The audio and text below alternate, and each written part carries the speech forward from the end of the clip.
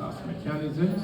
And down here we got stones serving as weights on the front with just one hand.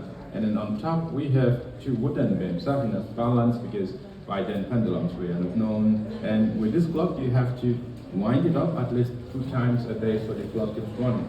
Okay, so these were the types of clocks we had back then in 1640. It's very simple, no cuckoo, no music, no nothing, all right? And also for the fact that it's with just one hand, sometimes you do have to do a little bit of guessing to know the actual time. But then I believe if you look at it very well, you should be able to read and know what time it is, right? Well, maybe you can help me tell me what time we have.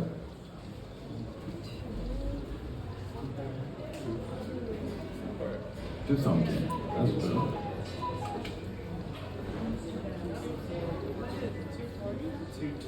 2:10. I would say 2:10. So this is 2 here. And the dot here will have been 2:30, but it's just a little bit below the 2. So it is 2:10. Got it? Good. But then after some time, in 1720, they come up with something like this one here. This time around with a painted face, with 2 hands, 2 metal weights, a pendulum. And then inside we have mechanical movements which are made out of brass and stainless steel. And also for the first time, the introduction of the cuckoo. He tells you the time. Half an hour he comes 1 time, and now it's going to be 6. The cuckoo calls 6 times. Now, how are clocks being made? The first step is actually to choose the wood. This is known as lime wood. Some call it basswood, okay? It's a very soft wood, ideal for carving. First have to be cut into pieces. Leave it to dry for about 4 years, then it can be put into good use. And then the next step will be doing the casing. Being the only part done by machine. Apart from that, all the details for the carvings you see here were all done by hand using tools like these, all right? But sometimes, on special occasions, they also use tools like these. You know what's that, right? Good. And then on the front, they have the frame. And on top, so this is how the front face of a simple traditional cuckoo clock looks like, okay? But it's not done yet. To make it finished, they put inside the movements, or if you like, the mechanisms. And we have 4 different types of mechanisms. The 2 right in the middle with the discs on top are movements for clocks with music, weekly and daily.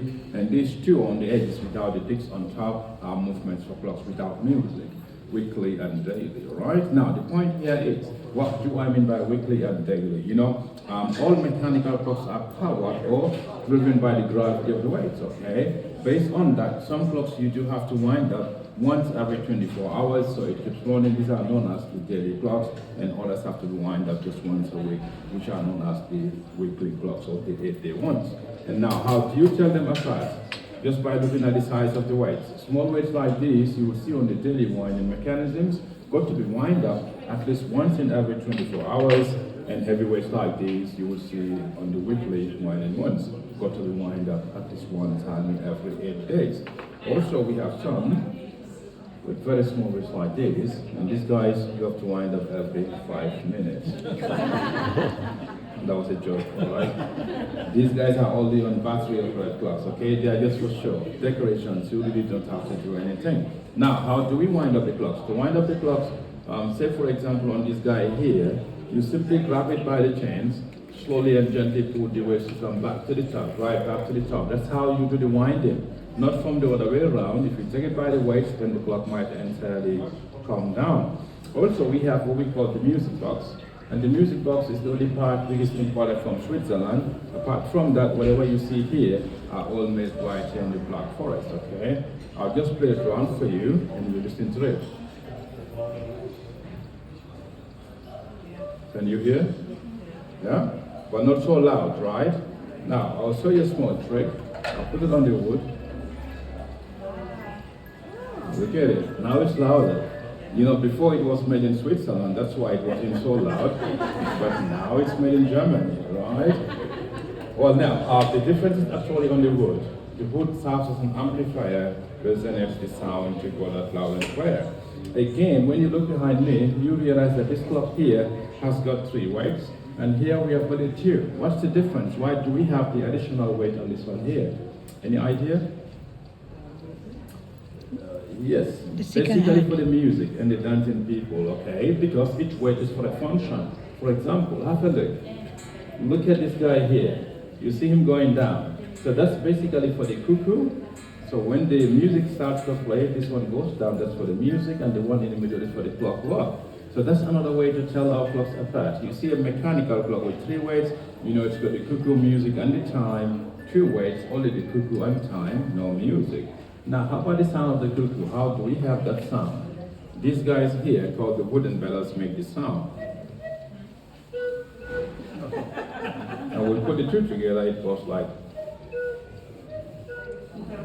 Yeah, so the bigger the clock, the bigger the bellows. These are on the bigger ones, and on the medium-sized ones. And we also have what we call the baby cuckoos, and the baby ones go like this. That's a very cute one, right? Well, in that case, you don't really have to buy a cuckoo clock. You can buy 2 of these. There we are. There you go, right? Good. Now, also for the night, we have a lever on the sides of all the clocks, so you can always turn it off, and there he goes silent. So you do not have to listen to him the whole night long. In the morning, you wake up, you put the lever back on again, and there he wakes up with a sweet voice. And for the battery operated ones, they have light sensors on the sides, so whenever it is dark at night, then the cuckoo automatically goes silent, no cuckoo, no music, no nothing, all right? So all in all, we have over 150 clocks here in the shop, and all our prices are in euros. What you want, you can pay with American dollars. Are you all from the United States or from different? All from the United States. Okay, so you can pay with American dollars, with bank cards, credit cards, and debit cards. And we do also ship worldwide.